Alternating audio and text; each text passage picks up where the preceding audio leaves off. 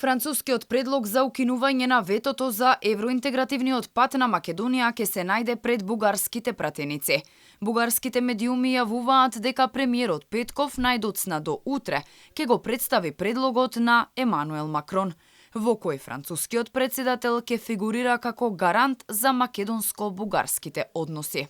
Во четврток, 16 јуни, францускиот предлог официјално ќе биде испратен до сите земји членки на Европската унија, а јас лично утре ќе го испратам во парламентот. Лично зад мене стојат Емануел Макрон и Олаф Шолц. Ќе го прифатиме, а потоа продолжуваме понатаму. Јавноста се уште не знае речиси ништо за францускиот предлог, додека македонските политичари молчат. Од Бугарија доаѓаат информации дека тој предлог наводно ги содржал клучните бугарски барања, кои исто така се дел од нивната резолуција изгласана во собранието.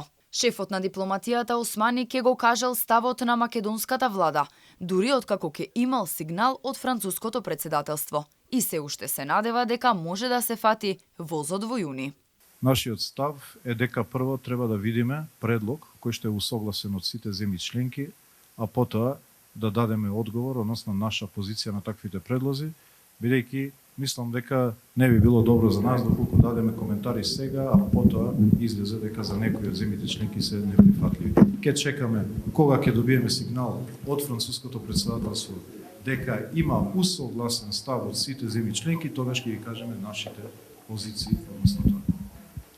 Ние не знаеме дали има политичка волја од двете страни. Доколку тоа го дефинираме овие денови, дека Република Бугарија е спремна овој процес да го завршиме, ние, јас реков, сме спремни еве од оваа пресконференција директно да продолжам со разговорите каде и да е.